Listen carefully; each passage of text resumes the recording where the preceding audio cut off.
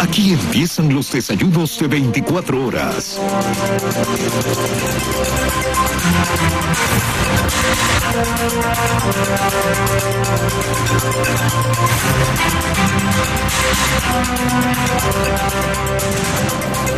Damos la bienvenida en el estudio de los desayunos de 24 horas a Montserrat Cremel, la nueva ministra de Educación. Montserrat, bienvenida. Muchísimas gracias, Janet. Bueno, primero, ¿cómo se siente de vuelta a los estudios? Porque Montserrat fue periodista y fue presentadora precisamente de este canal. Así es, Janet. Es un gusto estar aquí, además con una misión expresa, que es comunicar al público la necesidad de todos convocar por una educación de calidad en el Ecuador, que ahora va a ser mi nueva misión y a lo que me voy a dedicar por completo. Me imagino que para aceptar este cargo habrá hecho una evaluación general, por supuesto, de cómo está el sistema educativo ecuatoriano.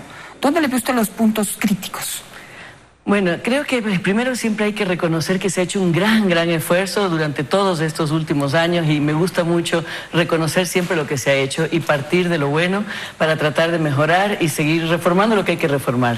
En ese sentido podría decir que hemos avanzado mucho en cobertura, obviamente, como bien hablamos, tuvimos el ciclo de matrículas Costa, ahora iniciamos el ciclo Sierra, estamos trabajando muy arduamente para que se pulan bien todos los mecanismos de manera que todo fluya cada vez mejor. En lo que a cobertura refiere. Pero aparte de eso tenemos 4 ejes en los que vamos a trabajar muy arduamente, que es calidad. Todavía tenemos que hacer mucho énfasis en la calidad de la educación, en el sentido de que sean aprendizajes relevantes, significativos, que ayuden realmente a nuestros estudiantes a insertarse en la vida laboral y también para su desarrollo personal. Vamos a trabajar porque también hay que seguir trabajando, no porque no se haya hecho, sino porque hay que seguir mucho en inclusión de absolutamente todos. El Ministerio de Educación elabora realmente tiene programas maravillosos en todas las dimensiones, el trabajo es muy intenso y tenemos que seguir agudizando en cada una de las áreas. También tenemos el tema de equidad, darle la oportunidad absolutamente a todos, de acuerdo a su contexto y necesidades, y tenemos por último el aprendizaje a lo largo de la vida. Entonces, son líneas de acción que cubren absolutamente todo, por eso es tan complejo el Ministerio de Educación, pero por eso es tan fascinante también.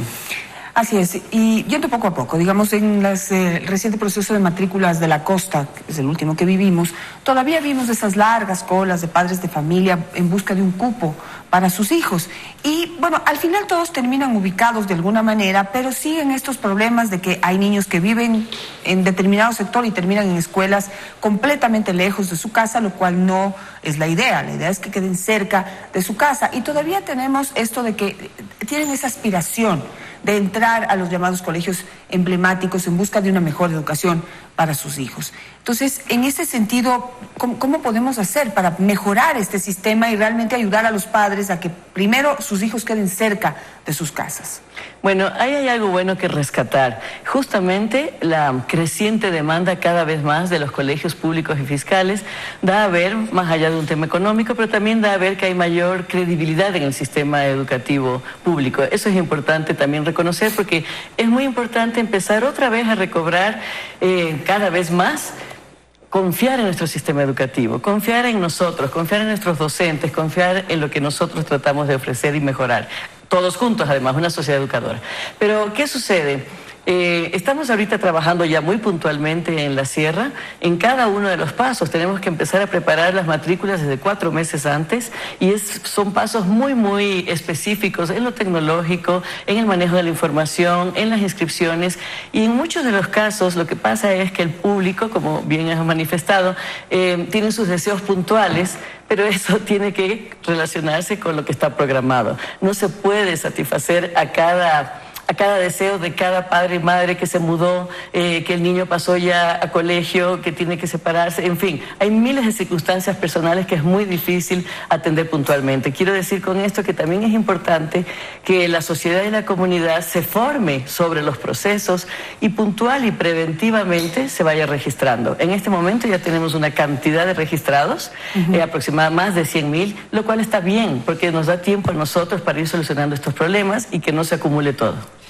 Vamos a hablar de la calidad, que creo que es un tema álgido. Digamos, la cantidad es importante, el acceso, pero también la calidad creo que es lo más importante. Y aquí ocurrió algo, y es que están próximos a dar las pruebas Ser Bachiller o las acaban de dar. Y le voy a decir que me parece que es un proceso de alguna manera decepcionante, un poco falso, porque se descubrió que muchos de los alumnos, principalmente los que van en segundo ciclo, es decir, los segundos que da, el segundo grupo que da el examen, logra conseguir el examen. Entonces los resultados que estamos obteniendo de estas pruebas Ser Bachiller son falsas y son fruto, que es lo que más me preocupa, del engaño que se les está enseñando a estos chicos, que al no ser capaces de pasar esas pruebas porque no están bien preparados, entonces hacen trampa y eso marcará sus vidas. No sé qué piensa usted. No, totalmente de acuerdo, pero entiendo que este último proceso de Ser Bachiller, porque hemos estado trabajando muy estrechamente con el director de INEVAL, Edwin Palma, entiendo que este último proceso no ha tenido ningún tipo de dificultad y está culminándose perfectamente bien. También ya hablamos con el nuevo encargado de CENESID, el director de CENESID, secretario de CENESID, para justamente trabajar junto con el CES, CENESID, Ministerio de Educación, las organizaciones que estamos vinculadas en la integralidad del sistema.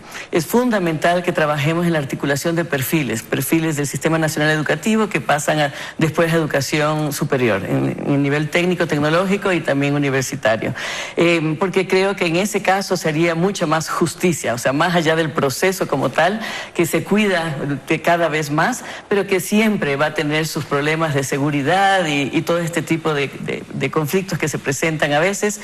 Sin embargo, lo de fondo es garantizar que de verdad nuestros chicos se formen como ellos quieren, según sus intereses y necesidades, para una inserción posterior en la vida laboral. Pero ahora, dada que, digamos, hay que ver qué es lo que pasa con esta última prueba, después de lo que nos cuenta usted, pero en los últimos años se ha hecho trampa.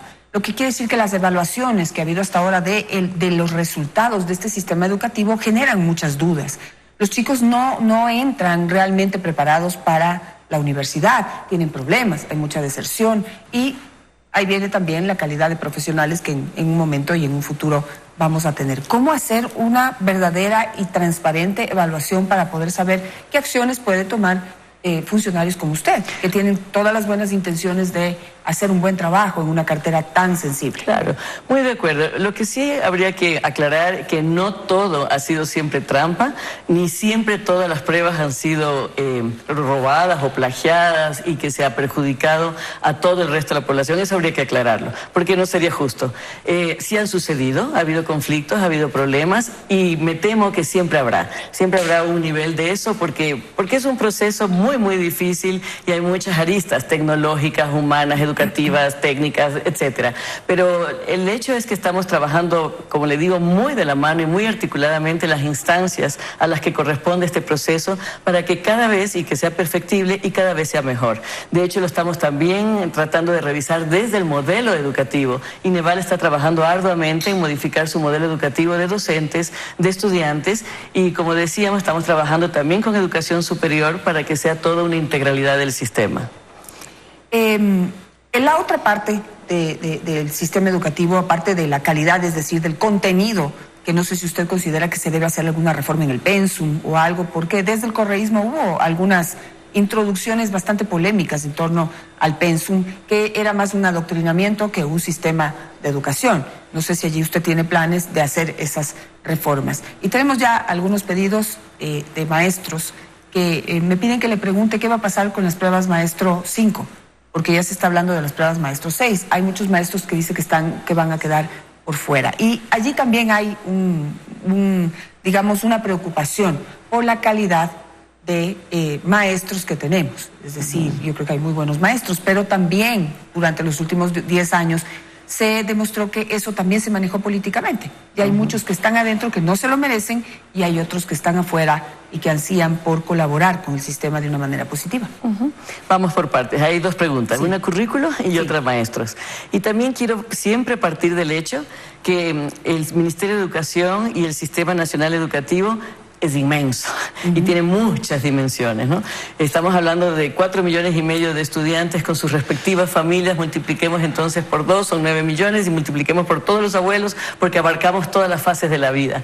O sea que toda la sociedad está involucrada. Lo que quiero decir con esto es que nunca vamos a llegar a un 100% de satisfacción, y siempre habrá quien diga, no se merecía fulano y me lo merecía yo. Eso, partamos un poco de ahí porque es humano.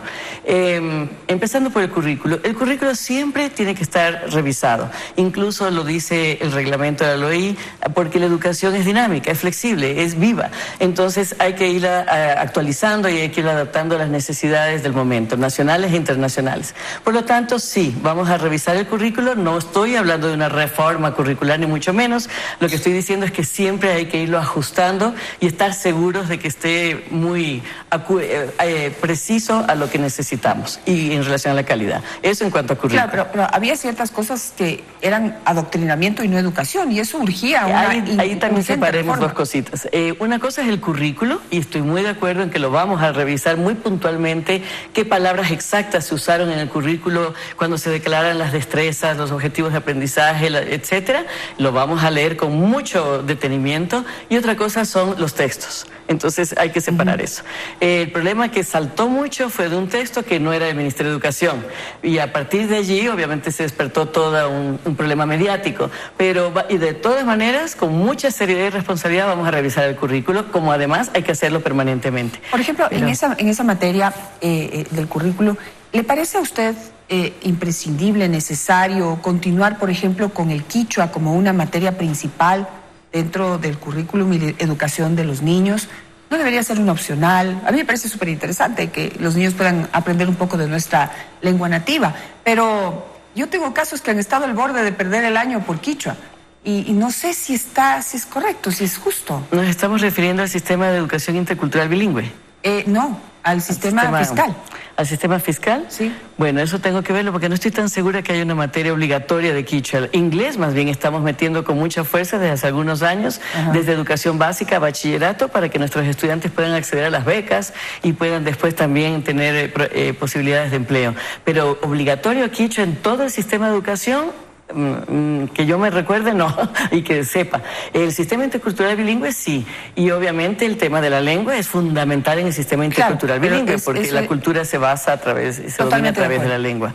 Pero necesito, revisemos. Yo le hablo de casos particulares que me han venido a presentar, probablemente desde el sistema intercultural niñas, bilingüe, digamos, que están en sus, digamos, edades de primaria, tienen que pasar el quichua para poder pasar el año, o sea... Sí, pero habría que preguntar de verdad si pertenece a la jurisdicción del sistema de interculturalidad bilingüe. No creo. Se llama CEIP. No he escuchado porque, bueno, pero le puedo pasar el dato. Exactamente. Avancemos mejor. Y después, el otro tema de los maestros, para nosotros es importantísimo la valorización docente, por supuesto. Yo soy docente, por lo tanto comprendo perfectamente lo que siente un docente día a día en el aula. Y en ese sentido, estamos ahorita acabando el proceso de Maestro 6, de Quiero Ser Maestro 6, y no solamente tienen reclamos los del maestro Quiero Ser Maestro 5, tenemos algunos rezagos desde el 1. Entonces, precisamente lo que estamos haciendo es reordenando todos los procesos para volverlos a todos a canalizar en cronogramas ordenados. Todo el mundo tiene derecho y tiene que tener la oportunidad de poder participar en el magisterio para nuevamente respetar la meritocracia. Y en ese sentido, nosotros en octubre vamos a empezar a proceder ya al Quiero Ser Maestro del 1, incluso del 1 al 5. Para tratar precisamente de que ellos renueven la elegibilidad y puedan convocar para ingresar al magisterio. Otra preocupación que no sé cómo usted la recibe, la ve en este momento, fueron todas estas denuncias por actos de abuso y violación sexual a los niños. Aparte del horroroso acto que ello implica y del problema particular, personal y mental que las personas que hacen esto tienen, sí se hizo una evaluación o un análisis de que gran parte de eso tiene que ver o podría tener que ver con esta politización, profundización de la politización de la educación a través de la red de maestros. Es decir, por acabar con la UNE, que también tenía su tinte político, crearon esta red de maestros, y a través de esta red de maestros ingresaron muchos maestros, muchas personas al magisterio que no estaban realmente calificadas y que, bueno, digamos, entre todo lo que pasó fue que se empeoró todo este sistema o toda esta problemática de abuso sexual de los niños. Allí usted tiene una evaluación de todo lo que sucedió, digamos, fruto de la política dentro del sistema. No me gustaría mezclar lo uno con lo otro, honradamente, Janet. Son diferentes cosas. El hecho de la violencia sexual, el acoso en las escuelas, es algo que tendremos cero tolerancia y seguiremos teniendo cero tolerancia. Estaremos enmarcados por completo en el respeto a los derechos y la ley, eso que se sepa desde ya. Y de hecho, el 96% de todas las denuncias que hemos recibido que se dan dentro de las unidades educativas de las escuelas y colegios están pasando directamente a la Fiscalía y le exigimos a la Fiscalía que procese esos casos. En eso quiero que los niños y las familias se sientan tranquilas y seguras. Pero esos maestros y por supuesto digamos, también las respectivas sanciones a los maestros. Pero se suspenden mientras investiga por la Fiscalía, puede tomarse años en investigar. Sí, los maestros reciben su sanción inmediata, eso es obviamente. Una vez que se ve el caso, que también hay que tener ciertas evidencias y un análisis muy rápido, pero hay que hacerlo porque también puede haber uso de esta situación para también castigar a gente que a lo mejor no es culpable necesariamente. En relación a la combinación entre esto, que es muy serio y grave, y que también quiero aclarar que no es más que la punta del iceberg de un problema social del Ecuador. El Ecuador tiene problemas muy serios al respecto y creo que la sociedad en eso tiene que hacerse corresponsable de volvernos nuevamente una sociedad educadora. Los problemas morales, éticos, de valores, de acoso, de género, de violencia, es un problema social del Ecuador. En las escuelas solo se refleja la punta del iceberg, una cosa. La otra es que en relación, ya que me pregunta de la red de maestros, de la UNI y todo lo demás, nuestra postura va a ser respeto absoluto a todos los gremios que en el marco del derecho, de la ley y del diálogo y de los acuerdos quieran articularse con el Ministerio de Educación. De hecho, ya me he reunido con algunos de los gremios en un tono absolutamente cordial y en ese sentido lo que no aceptaremos son manipulaciones y presiones. Pero diálogos, acuerdos y en el marco del derecho y la ley, muy bienvenidos y todo el mundo tiene derecho a obviamente agruparse. Claro, pero ¿cuál va a ser? De manera independiente, el Ministerio de Educación no va a tener relación directa con absolutamente ningún gremio. Usted hacía alusión a la red de maestros como una relación de dependencia con el Ministerio. No. Ni la UNE, y yo respeto muchísimo y nuevamente respeto mucho a los docentes y tienen todo su derecho de ellos luchar por su bienestar colectivo, todo el derecho, pero en el marco de la normativa y el Ministerio de Educación tiene que ser independiente a eso. Claro, a lo que yo digo que hay que ponerle ojo es que, digamos, durante el gobierno anterior se priorizó la posición política de quienes aspiraban a ser maestros y no su calidad, su preparación, incluso hasta su vocación para ser maestros. Y se incrementó, se visibilizó muchísimo más este problema de la violación sexual como una arista, no como el fondo del problema. Quizá el fondo del problema está en la calidad de la educación. Si entraron personas que más por su posición política que por su preparación, eso debió haber generado muchos problemas, incluido de que debieron haberse aprovechado para entrar al sistema aquellos que, pues, buscan la forma de acercarse a los niños. Ya por todos es sabido que el que es pederasta, el que tiene este tipo de problemas, busca la manera de acercarse a donde hay más niños, y esas son escuelas, colegios, iglesias, y etcétera. Claro, aquí lo importante en verdad es afrontar estos problemas con muchísima responsabilidad del manejo de la información, en el sentido que si mezclamos y combinamos las diferentes dimensiones como política, como la parte profesional, la parte moral y ética, que obviamente están interrelacionadas, pero cada una merece un análisis muy, muy transparente de la información, porque de lo contrario, a río revuelto, ganancia de pescador, y no logramos llegar al fondo del problema. Hay un proverbio que dice: solamente en aguas calmas se ve el fondo. Eso es lo que estamos tratando de buscar. En cada problema exactamente dónde están las causas, dónde están los responsables, y acudir a las sanciones de ese problema muy puntual y buscar programas de prevención, de formación, de mejoras, de manera que si ingresa un maestro, por ejemplo, incluso por todos los sistemas de meritocracia, todavía no es garantía absoluta de que en su parte ética o en su parte psicológica o emocional tenga algún problema. O sea, quiero decir que no va en relación directa con que esté afiliado a tal partido u otro, que el maestro tenga problemas éticos o de género o de violación o de acoso.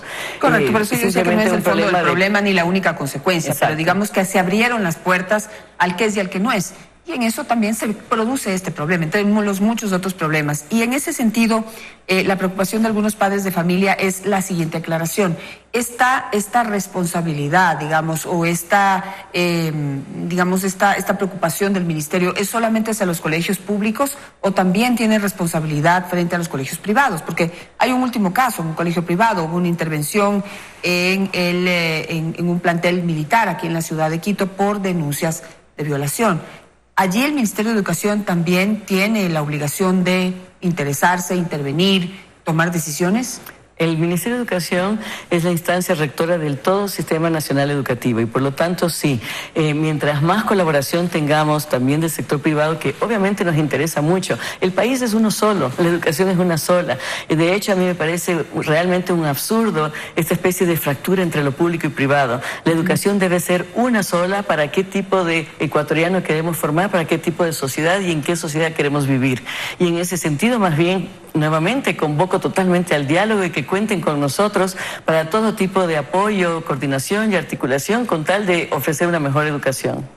Le agradezco muchísimo su presencia esta mañana. Hemos pasado revista superficial por todos los temas conversando y problemas del sistema educativo. Y por supuesto, es un tema que a mí en lo particular me interesa muchísimo, así que puertas abiertas para poder seguir conversando y pues compartiendo las preocupaciones de la gente para ver cómo se resuelven los distintos problemas. Muchísimas gracias, Janet. Muy buena suerte. Gracias. Al regresar del corte, vía Skype desde Washington, nos acompañará Augusto de la Torre, ex jefe del Banco Mundial. Junto a él hablaremos de 4 propuestas que se hacen para que deban ser incluidas en la reforma laboral. Ya volvemos para poder revisarlas. No cambie de canal.